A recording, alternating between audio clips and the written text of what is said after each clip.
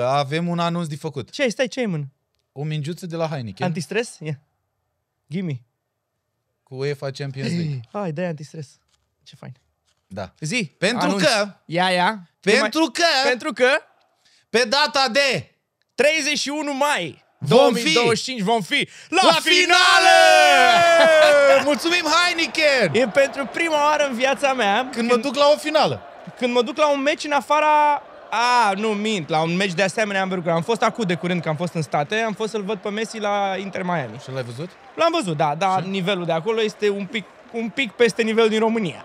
Deci, adică, nu, dar la o finală la de o genul finală ăsta, n-am fost și vrem să vă mulțumim încă o dată pentru această oportunitate. Da. Eu vreau să-i mulțumesc echipei mele de suflet Real Madrid, că n-a ajuns în finală. De ce? Că aș fi stat cu emoții. Așa merg fără emoții. Da. Mi-am cumpărat și tricou cu ei, Da. de ăsta oficial de Champions League, exact cum îl au ei. Prietenul meu înții mi-a zis să scriu cu markerul pe el Inter Milano ca să țin măcar cu ceva. Zic cu cine ții acum? Cu Inter țin. Mi-a plăcut. Ții cu PSG-ul? Mi-a plăcut cum au jucat. Mi-a plăcut cum au întors. Da, mă rog. N-au jucat italienește. N-au jucat atât de italienește. Nu s-au băgat în poartă la 1-0-2-0. Au jucat mai ok și să scoți Barça cu 3-3-3-3. Ce meciuri. Uf! Eu am fost cu Heineken în suflet și în state. Pentru că v-am zis că am băut gratis la stand la Heineken. Da? Zi, de ce? La Formula 1. La Formula 1, în padocuri acolo unde am avut acces, diferite baruri cu diferite branduri. Da. Și eu l-am bunghit pe ăla cu Heineken, zic, mă duc. M-am dus cu tupeu la Salut, bar. eu sunt brand ambasador Heineken în România. Și stăteam așa cu telefonul scos. Aveam reel-ul pe care îl filmasem tocmai cu Heineken. Zic, parcă mă întreabă cineva. Ce? Numai că nu era cu bani acolo, îți dădea gratis. Ok, credeam că ai profitat. N-am profitat. Era tare. Lasă-mă să mă îmbrac. Priviți, doamnelor și domnilor, Florin Ristei, Great Body. Priviți culoare. Mamă, ce păram. Uitați-vă culoare Great la mine. Body. Deci, urmează să facem aventura. Urmează să iasă aventura Strigațiura sezonul 3. Și Florin body. doar așa apare. Great Dark Body. Great Body. E Great Body. Mulțumesc. Frate, am fost în Miami și în Mexic și m-am întors mai sărac. Scump. Nu știu, mă, e foarte scump. Bine, au citit, au și salariile de 4 ori mai mari decât ale noastre. Da. Dar tot ce gândești la noi în lei, acolo e în dolari.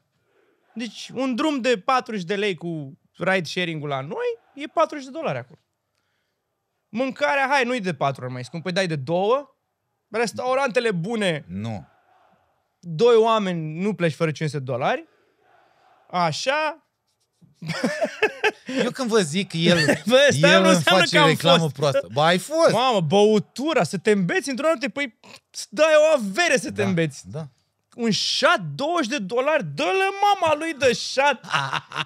Am luat românește acasă, băutură. Da? Păi beam acasă cu bani libre. Ai stat la hotel sau la casă? Nu, am stat la o casă superbă. Da. Da. Nu-mi place să stau la hotel, îmi place să stau la casă, piscină, bucătărie. Ai și la hotel lucruri de astea, nu e ca da, nu-mi place mie la hotel. Nu mi-a plăcut niciodată la hotel. Ai rezolvat problema cu dragostea? Nu. Am încercat. Au încercat și... și am vorbit și cu oameni din Columbia. Columbia, Venezuela se pare că ar fi targetul meu. Așa, e deschis. Toată lumea mi-a sugerat că pe acolo mi-aș putea găsi dragostea. Da. Venezuela trece printr-o perioadă foarte... Deci, în primul rând, în Miami, nu știu dacă știți... Venezuela nu prea e cu... În Miami, 75% din populația Miami este hispanică. Da, știu. Da? Vorbește spaniolă. 6 sau 11%, nu mai știu exact, care sunt americani puri. Da. Atât. Se vorbește numai spaniolă. Are un super vibe. Numai cu, que rico, guapa, te gusta, delicioso. Vezi că îți vorbesc spaniola aproape fluento. Așa. Și pe aia m-am dus și în Mexic un pic, că mai aveam câteva zile și am zis să mai văd și altceva. Te-ai dus tu la NASA? Nu. M-am dus la NASA. Da. N-am avut timp de NASA, nu vezi, m-am bronzat. Și în Mexic. Ai fost în Mexic? Nu. Nu recomand. M-am dus că am auzit că toată lumea. Tulum. Ți-ai simțit viața pusă în pericol? Nu. Am tot citit. Când intri în Mexic, primești recomandare la MAE, Ministerul de Externe, că recomandarea e că să nu stai în mergi. casă. Da. Deci dacă că sunt în pragul unui război civil și ei, dar în zonele turistice nu e nicio problemă. Care și ei? Cine mai e? Și ei, Venezuela e nasol, okay. rău de tot, America Latină o bucățică. Și în Mexic am aterizat în Cancun și am luat o mașină până în Tulum, încă o oră jumate. Numai că e extra sezon. Noi nu știam că e extra sezon. Ne-am gândit că oricând e cald la ei, e sezon. Da. Ciuciu. Noi și 20 de turiști eram în Tulum. Atât. Serios? Gol! Deci fii atent. Statul în același loc. 22% dintre fani insistă să stea în același loc în timpul meciurilor, crezând că schimbarea poziției ar putea influența negativ rezultatul. Bă, și eu am la fel. Dar nu neapărat la asta. Am niște triggeri din astea emoționale și superstițioase. Da. De exemplu, eu când joc padel, așa, când atac, trebuie să atac cu o anumită parte a rachetei. Sau la tenis. Când sunt apărare, când primesc serviciu, trebuie să... Dar n-are nicio legătură, că e aceeași parte. E aceeași parte. Dar vezi cum fiecare își face cum își face Nadal cu sticlele. Tot timpul trebuie să are 2 sticle, trebuie să fie puse fix cu eticheta așa. Eu când aveam meciuri la basket, trebuia să intru în teren cu piciorul drept și descălțat la stângul. Deschiat, da. Ca să mă închei acolo, doar la stângul. Și n-ai încercat vreodată să rupe asta? Să rup ciclul ăsta de... Ba da! Și s-a întâmplat nasol? Da! Și am pus-o pe seama asta. Da, mulți au obiceiurile astea, da. Dar dai seama că dacă s-ar gândi lumea așa, când te așezi în același loc și zici... Tu stai seama că când joacă, când iumești de ăsta super important, toată lumea stă în loc, în același loc? Nu, 22% din oameni. Aoleu, păi dacă eu mă mut acum, ăștia pierd. Deci finala campionatului mondial de fotbal, în jur de 600 de milioane de telespectatori, în timp ce finala Champions League se bucură de o audiență de 300 de milioane. Bă, ești nebun. După care e basketul. Da. Dar nu scrie cât, în 200 de țări. După care tenisul. Bă, ești nebun. După care cricketul. Cricket? Că-s mulți americani. Finala cupei văzut mondial e 400 de milioane de telespectatori. Doamne ferește! Iar un meci în India și Pakistan peste 1 miliard. Păi sunt ei 1 miliard. Așa, baseball. Da, deci baseballul e nimic. Fotbal american, ba da. Uite, ia. 30 de secunde pentru publicitate în pauză costă 4 milioane.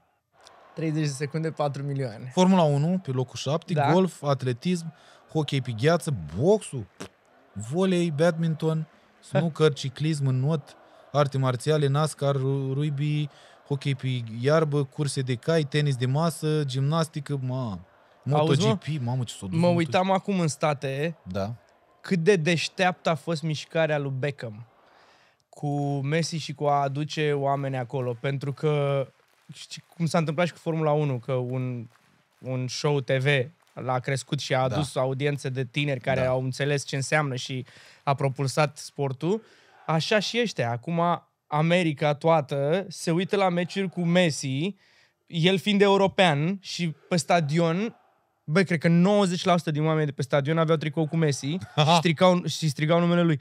Îți seama cât a făcut ăla pentru o echipă locală și acum joacă la Inter Miami, joacă 5 din echipa lui Barcelona. E Busquets, e Jordi Alba, e Luis Suarez, e Messi, deci jumătate din echipa lui Barça acum e acolo, Beckham, toți fiind europeni. Și de seama câți americani acum se uită și la fotbal european. Da. Și în Mexic acum, ne-am uitat la Arsenal cu Inter și la toate terasele, la ei era ora 2 prânz, la cât e meciul, s-a strâns toată lumea, se uită la meci. Deci eu cred că văd ce înseamnă. Consumul aceleiași beri. 19% dintre fani beau aceeași marcă de beri la fiecare meci, adică Heineken, considerând că acest obicei aduce noroc echipei lor. Utilizarea unui obiect norocos. 20% dintre fani folosesc un obiect norocos, cum ar fi un fular sau o pălărie în timpul meciului pentru a influența pozitiv rezultatul. Deci eu îl văd așa, ăia care stau în același, 22% care stau în același loc, din ăia 19% beau bere și au fular sau pălării sau ceva.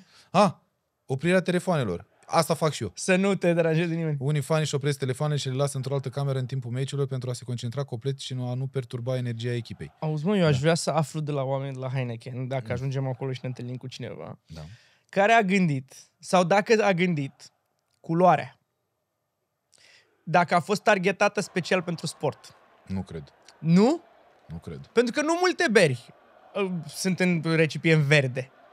Și etichetă verde, pentru că este atât de recognoscibil oriunde mergi, mai ales pe stadion sau pe undeva la Formula 1, îți sare în ochi verdele ăsta. Și ei au reușit, fii atent, eu când îmi vin să beau o bere, Da? când zic, dă-și-mi o bere, primul lucru la care mă Zici gândesc... Heineken. Da, Da. adică asociez cuvântul bere cu Heineken. Ai purta același tricou norocos un sezon întreg, chiar dacă miroase a peluză? O fac și fără să fie vreo Un an condiție întreg. undeva. Deci nu știu, mi-am cumpărat tricoul ăla original Da. și pentru că nu mai aveam să-l port la fotbal, m-am dus eu la tenis. Este groaznic materialul. Este groaznic materialul. De ce? Eu nu cred că ea joacă cu tricoul ăla. Lumea mi-a zis că ei joacă cu tricoul Ba ăla. da. Cu pârnaia de material Păi cât ai dat pe el? să-mi pute! Da, mă, normal. Am dat 150 de euro de pe site-ul lor, de la original. Ok. Da, mă, sunt puti, dar ideea e că e foarte confortabil. E foarte confortabil. Despre asta e vorba. Că, Bă, dar oamenii să-și spală după. Bă, m-am spălat să mor. Păi asta zic, păi da, trebuie să te speli. Mi s-a părut... E cum, tricou, dar orice tricou de ăsta din poliester de ăsta și așa Eu puti. mă gândeam că e alt material. Da, ai tu o problemă, înseamnă că put tu Nu, prea eu repede. nu transpir, eu nu put. Eu miros Ai, numai... nu, da, ale vântică. Ce vorbești, mă, eu, lumea când zice că transpiri, zice că miros a Tom Ford. Da, știu, am auzit de tine. Care e cel mai dubios loc în care ai văzut un meci? Asta am pus întrebarea asta și la AFI acolo, la Popa Cel mai Bar. dubios loc în care am văzut un meci? Sigur, ceva, când ai luat, nu știu, poate pe telefon și Nu, erai, nu, știu, eram aveam cântare. Și aveai... Nu. Anul trecut, la nunta lui Cosmin, care e fanul Barça. Ți-ai pus telefonul acolo la... Era nunta lui în seara aia și era finala Ligii Campionilor pe 1 iunie. Fix pe 1 iunie. Face un an de la nuntă el pe 1 iunie.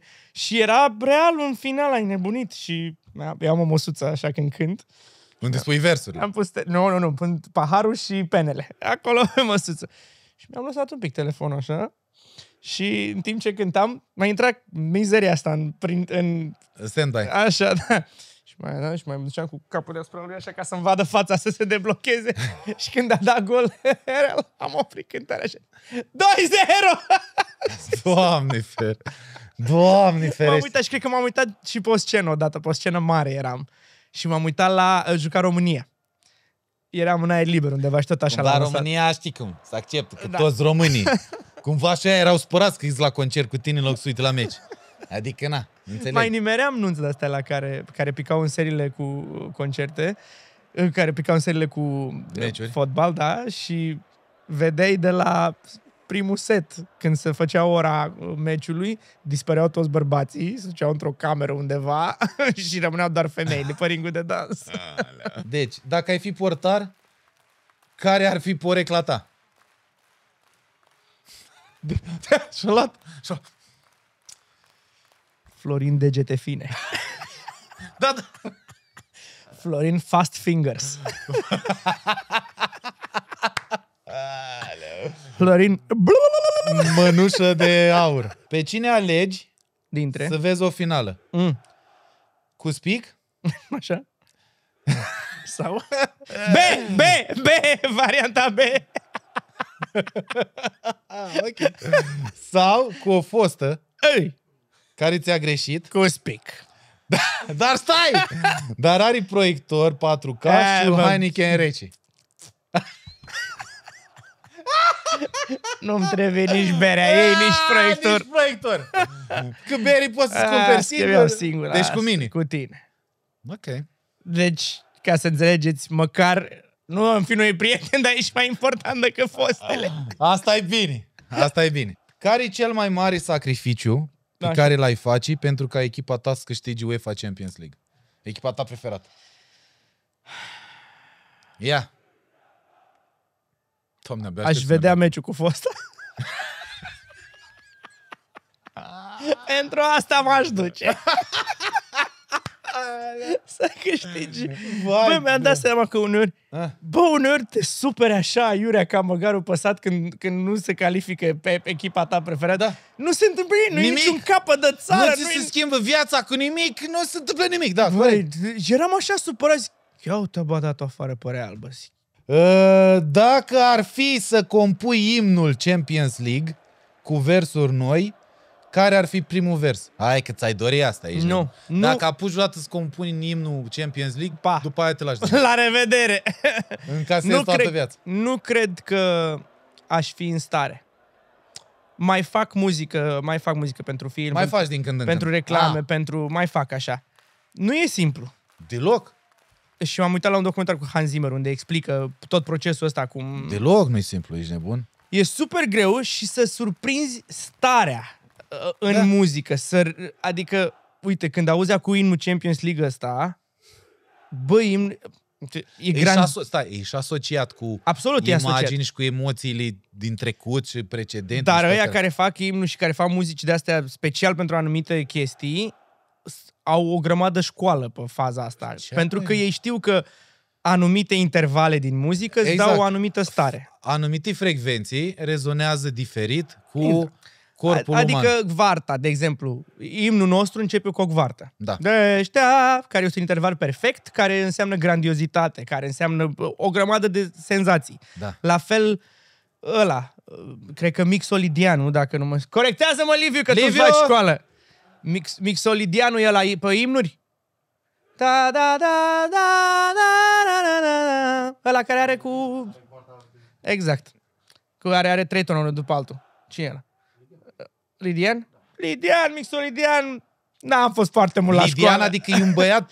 Nu, sunt 7 moduri. Liviu. Sunt 7 moduri de pe fiecare treaptă în parte. Ionian, Dorian, Lidian, Mixolidian, Frigian, anyway. Nu știu. Și fiecare mod are o anumită stare. Adică toate imnurile și toate astea de scandat Grandoare, da. sunt pe anumite intervale și este matematică pură acolo. Și la fel ăsta din Champions League. Da, Champion, tararara, ăsta-i vintă perfectă, toate intervale perfecte care îți dau o grandiozitate. Nu-i nimic minor, nu-i supărat nimic acolo, totul e mare. De asta eu zic, multă lume zice că imnul nostru al țării e că nu-i vesel, că nu-i ca altora. Bă, mi-mi dă lacrimă. Bă, și mi se pare că e super... E minor imnul nostru, da. Dar mi se pare că are mare...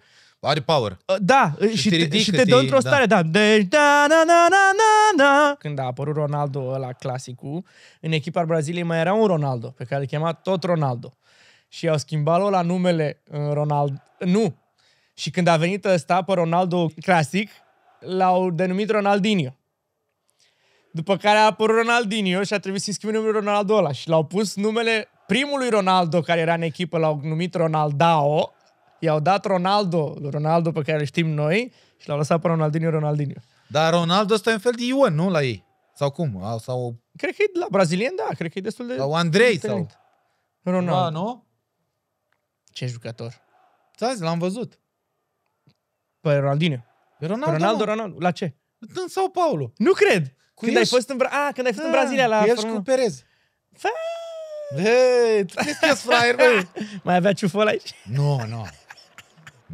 Mai vezi când strângi mâna, are o menghină de... Mai știi la campionatul mondial când avea ce prostie. Dar vezi că avea toată lumea asta și făcut freza aia. Ce panoramă. Moțul ăla. Păchelie. Da.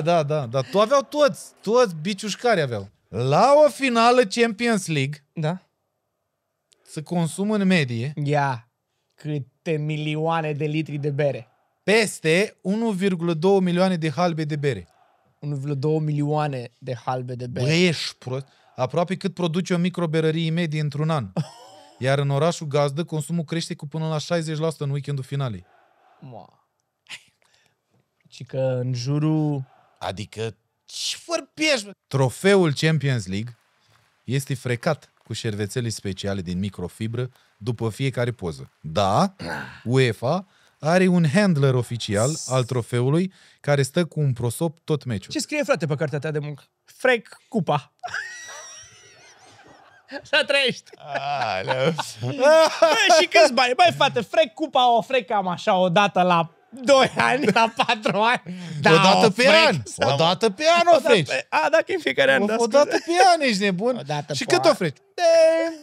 2 minute, după fiecare poză. Da, adevărul că e impecabilă.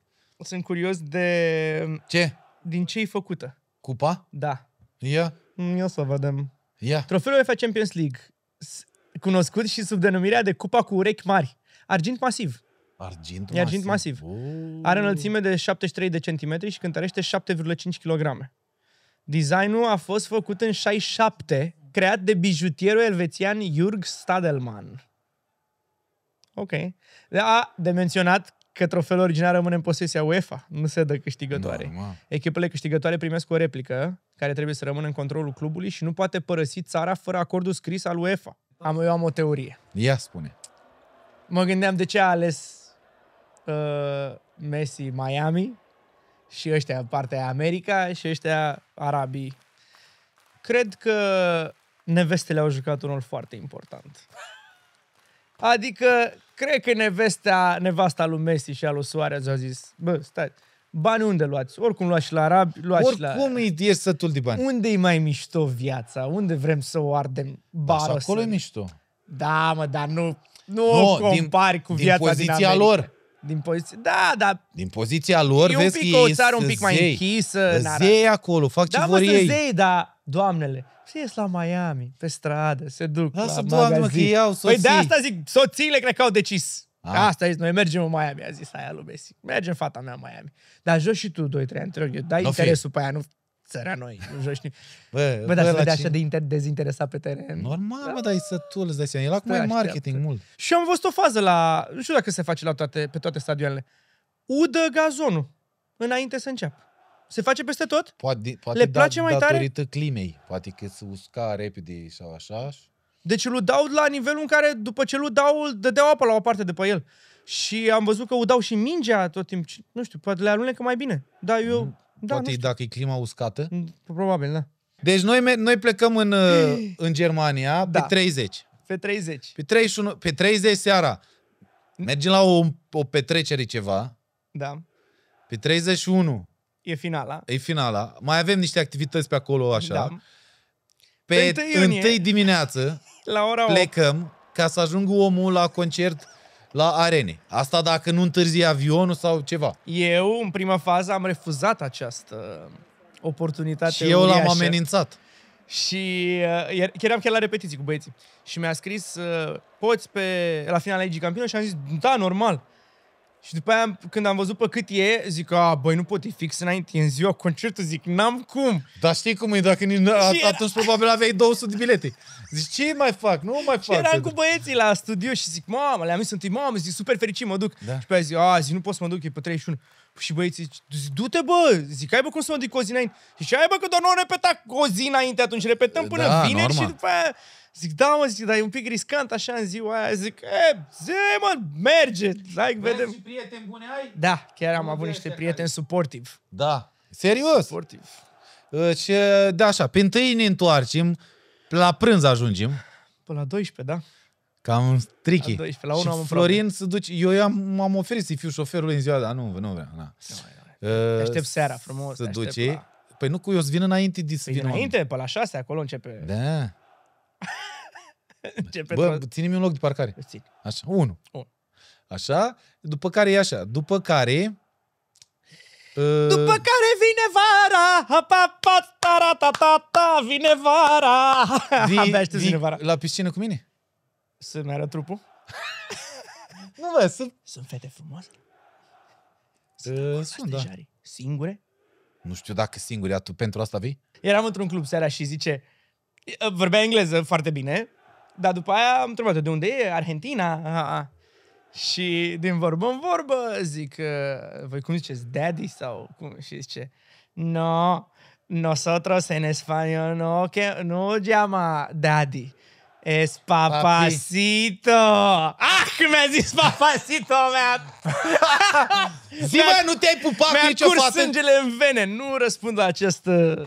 Bă, da, poți da sau nu, ce mă răspund contează? Pentru că publicațiile sunt geană pe noi, cum ești tu pe geană cu Drăgulin, pe emisiunea ta.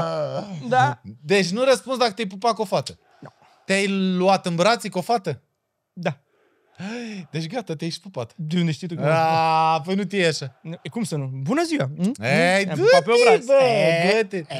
Pare că a făcut și sex din privire. Nu.